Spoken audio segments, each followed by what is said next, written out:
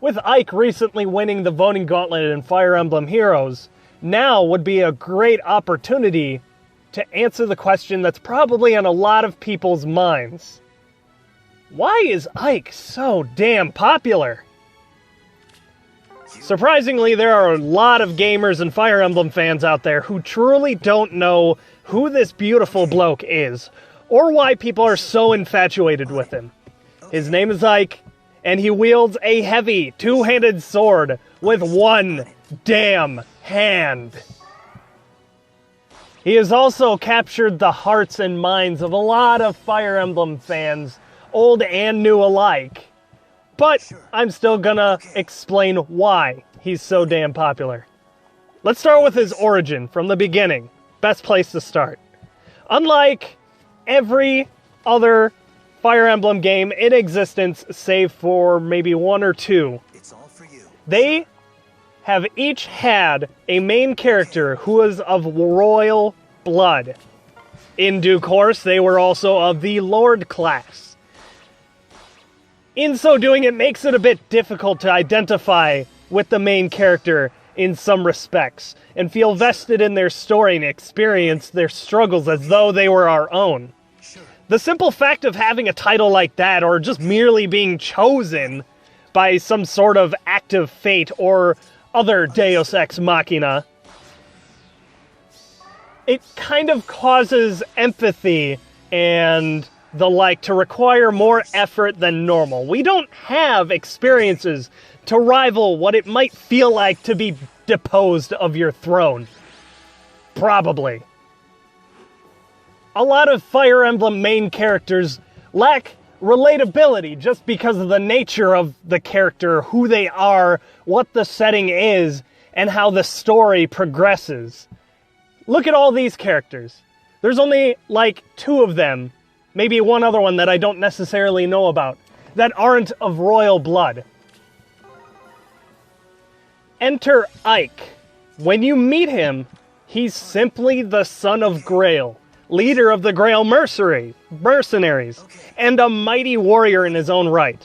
He is an imposing man, and already gives you the impression that anything sprung from his loins is most certainly going to be at least as imposing as he is, in due time. And if I might also say, Grail looks like frighteningly similar to Ganondorf of the Legend of Zelda franchise. Like frighteningly similar. You gotta look at a picture of Grail. It's striking. Like, but when you first start the game in Path of Radiance, Ike is just beginning to take his first steps into adulthood. His father barely even lets him wield a practice sword half the time. He just barely begun to train and properly fight. You can even see this in his stance as he fights his enemies. I'm going to include this later on in the video. It seems like it would require a bit more effort to stand as he does when he fights in his ranger class. Heck, the tutorial of the game teaches both you and Ike how to properly fight on the battlefield. In so doing, the game essentially almost easily makes you identify with Ike, both of you being in not necessarily a similar situation, but a similar mindset. Very early in the game, Ike is thrown into the leadership of the Grail mercenaries. Spoiler alert, I'll be talking about some spoilers here. Kind of. If you haven't played Path of Radiance by now, chances are you're not, because those prices are out of this world. Anybody who has a copy of the game kind of knows that Path of Radiance and Radiant Dawn is kind of worth a bit. So if you ever want to try either of these games, I highly recommend emulation, like Dolphin Emulator or something. It's really easy to find the ROMs. Anyway, he's thrust into the leadership of the Grail mercenaries for obvious reasons, and it comes pretty early in the story. He isn't just merely given confidence and unquestioned obedience from his new subordinates by inheriting leadership from his recently deceased father. Hell, he doesn't barely even have time to grieve for his father. As soon as he's put into the position of new leader of the Grail mercenaries, his authority is immediately questioned and outright dismissed, as units you were just using and gotten to know a little abandon your service, leaving you out to dry. The character interactions are very organic, and it's easy to get immersed in the world you're in. It's very realistic. It's easy to see how these particular characters can do and say the things they do within the game, which is great storytelling. For example, Shinnon and Gatry both immediately question Ike's newfound authority of the Grail mercenaries.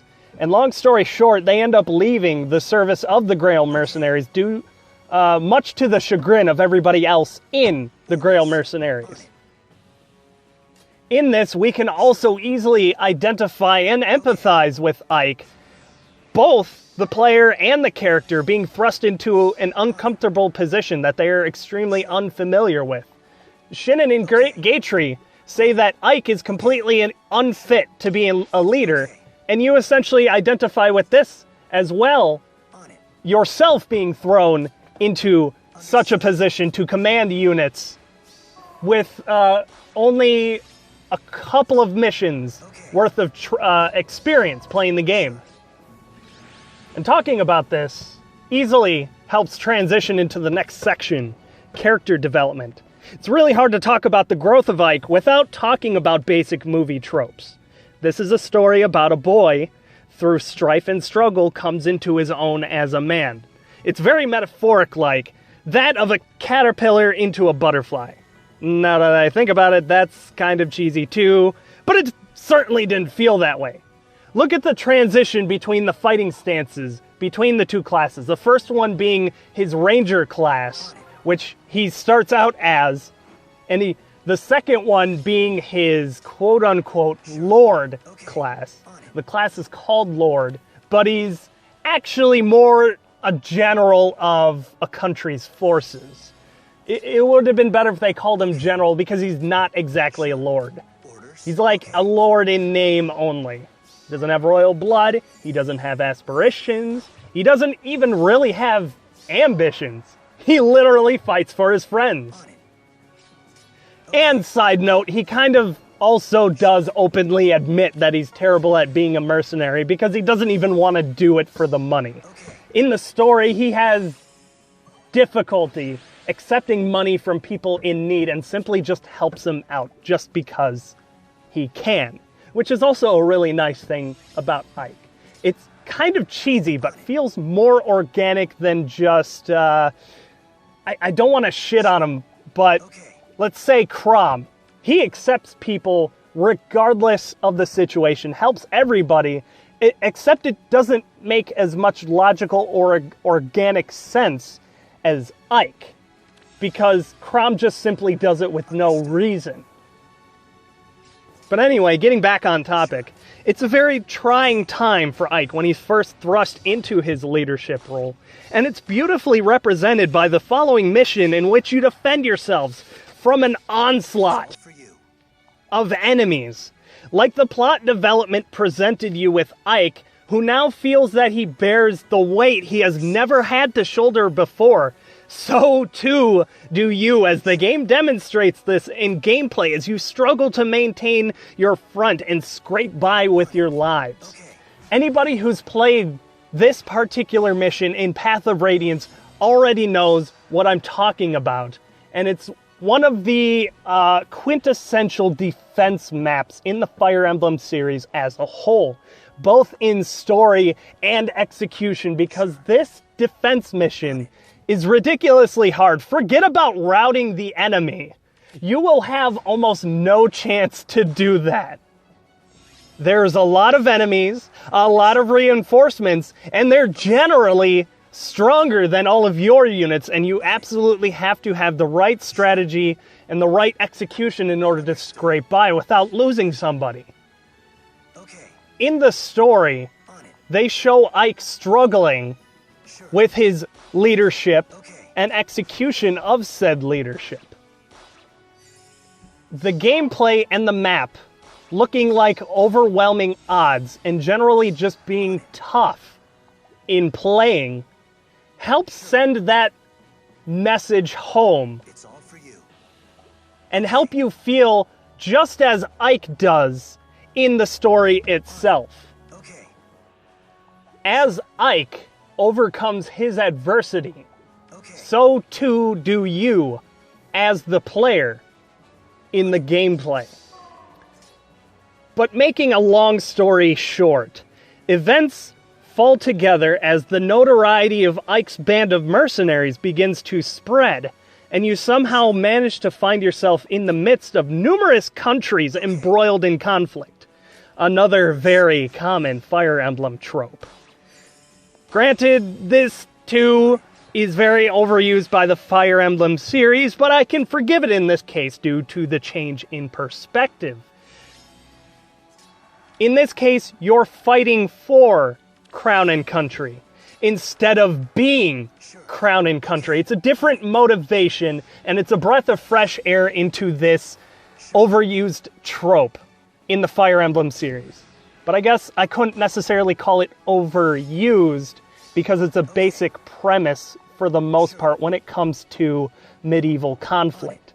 What else are you going to make conflict out of? But skipping ahead a little bit, as soon as Ike promotes into his quote-unquote Lord class, his outfit, his demeanor, his fighting stance, all change to reflect this coming-of-age story. And it really is quite fitting. In fact, it's well-timed with the story to give the transition the most fluid shift possible, albeit it comes a little bit late from a lot of fans' perspectives. You can see as essentially the Grail mercenaries just grows into a legitimate army.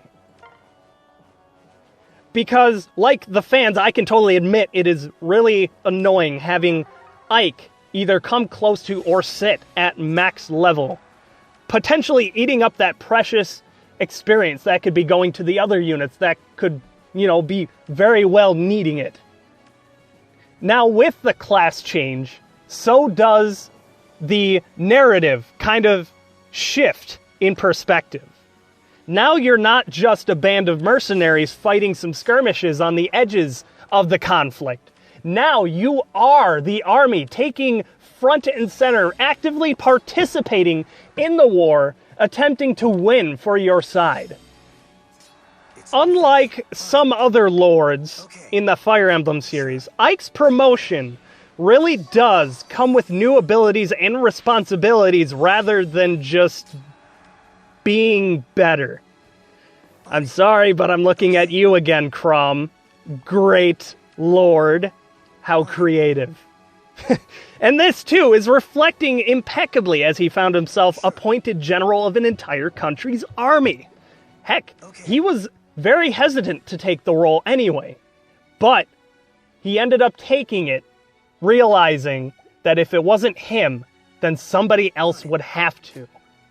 And in this coming-of-age story, he's actually gained the experience and the wisdom to be able to sufficiently execute where others may not be able to. Despite this, he's still down-to-earth and modest, while not overdoing it and sounding meek and unconfident. Because, side note, in the Fates story, I'm not going to just shit on it like everybody, does. I just want to point out that the main character, Corrin, drove me nuts in the fact that he or she would say things in battle like, I guess I did it right. Take some pride in your accomplishments. Stop being so unsure. I want a confident representative of my avatar, not somebody that's kind of iffy or in the middle.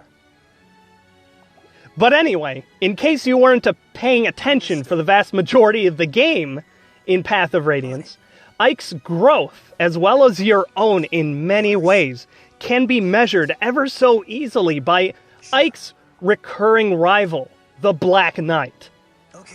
This relationship evolves over the game, resulting in a very high climax, where Ike takes all of his experiences, his relationships, and the strength both you and he has gathered, and it culminates in an impressive duel that puts you on edge in such a way that makes you uncomfortable and even a little pants-wateringly fearful, yet with an eerie sense of confidence.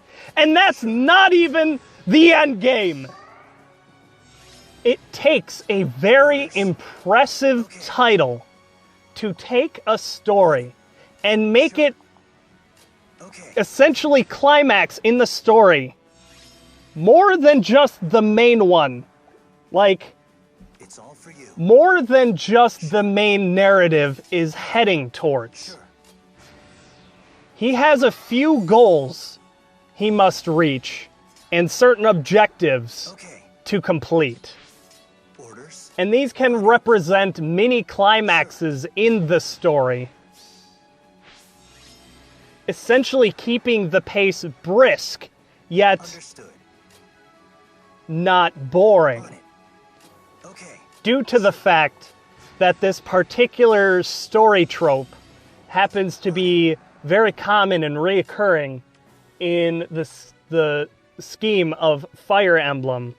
It's a very refreshing take on this particular story. The fact that Ike has the perspective and the identity of essentially the common man.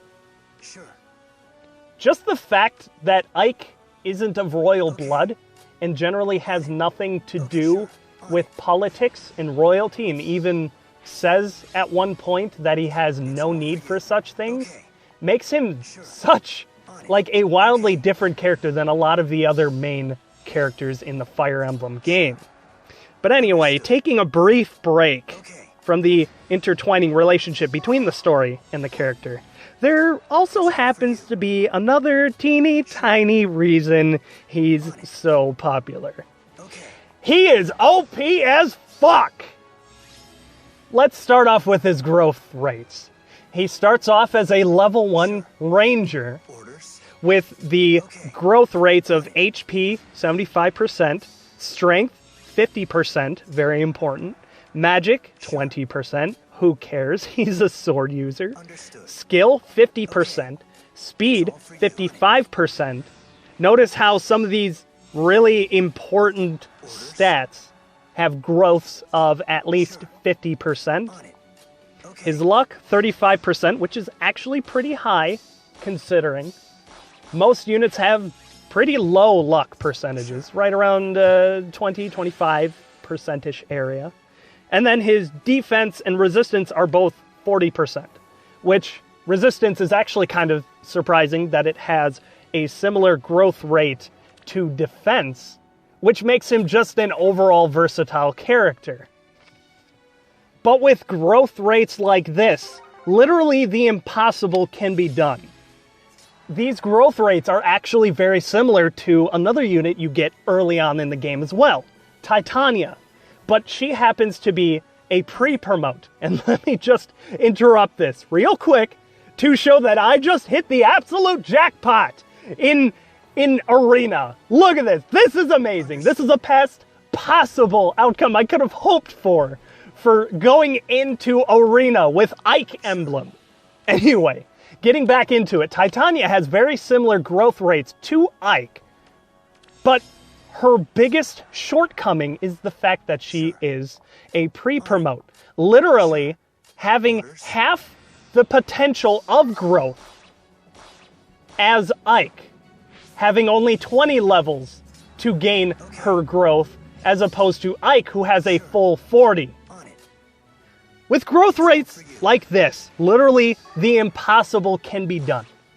If you have played Path of Radiance in any way, shape, or form, and at least got to Sure. part way in the game, like maybe mid-game, On it. I can personally attest to the fact Okay. Ike can become so powerful, he can just straight up solo an entire map without even any support or any healing from any other unit. Albeit, when you get the skill Aether, it makes it really easy too, especially if it happens to proc every other attack. You can do a quick Google search or YouTube search. Just look for, I don't know, Path of Radiance, Ike, solo, something. Heck, you can even find entire Let's Plays of people going through the entire game using Ike only. And sometimes you can even, if you're good enough, you can actually make it happen on the hardest difficulties. How crazy is that? Especially with Ragnall being able to counter at any range. Armies literally march in droves to kill themselves to the mighty Ike. Understood. Sure. Something I used to do when I was in high school and playing Path of Radiance is I would generally try to give everybody the XP they generally do deserve and kind of level everybody up evenly, so that way I can have a nice balanced army in which to take on, in preparation of the later, more difficult maps and missions. If I got to the point where I would have a unit or two die numerous times, not necessarily the same unit, but I would make a mistake, numerous times and lose a unit, and I would reset in order to get that unit back, which is a very common thing fans of the Fire Emblem series is familiar with, is having to reset the game because a character died. Fire Emblem obviously has permadeath, in case you didn't know that. But if I got to the point where I was resetting the game so much that I'm ready to pull my hair out, let me just get done with this and move on to the next mission, I would simply just have Ike take more of a front and center role and maybe take out a good chunk of the horde of enemies, and then let the rest of my weaker units kind of play cleanup a bit. It's a little cheesy, but I'm sure the vast majority of us have been there before. Like maybe, for example, in Awakening, you've done a map numerous times. Maybe you bust out the fully promoted Donald and just send him in to 1v1 the entire army. It happens sometimes. But Ike, with the proper investment, he can be wickedly powerful. And rightly so, being the main character. He's kind of important. You're required to bring him on every map. They wouldn't make a main character that you have to bring with you a liability. Look at these stats here. They're almost all maxed out. How crazy is that? They're almost all maxed out. That's difficult to do in some of the older games where you can't just re-promote somebody and then, have them level through again and be able to max each and every stat with enough time investment and grinding. The older games didn't really have that opportunity often. Some games did, but not all of them. So, to conclude, essentially why he is so popular.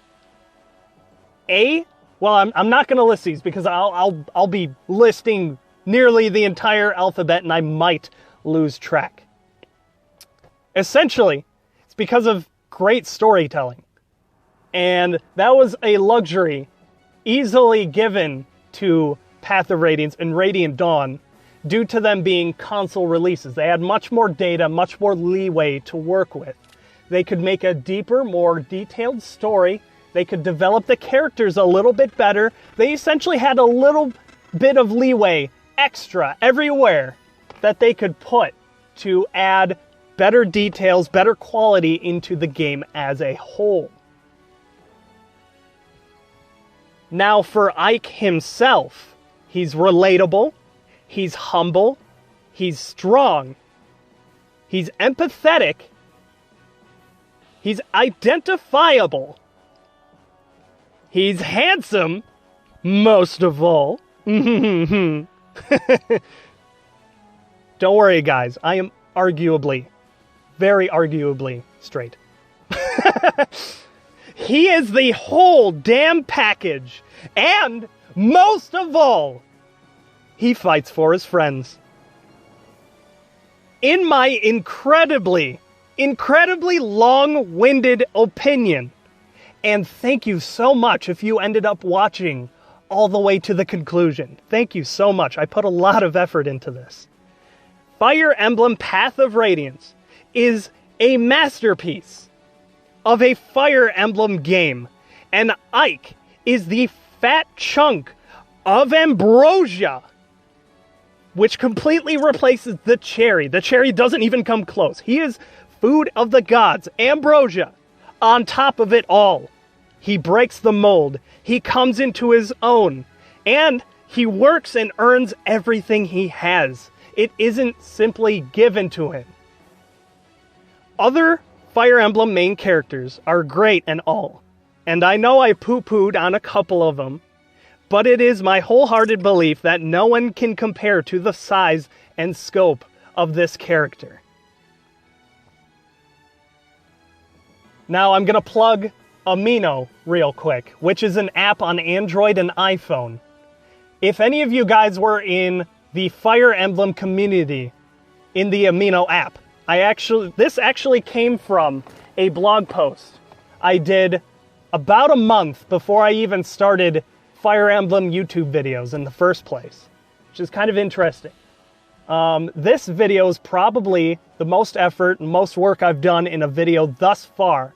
I actually had to print out the blog so that way I had a nice script/reference to kind of gather my thoughts, keep them organized, and be able to talk about the topic at hand.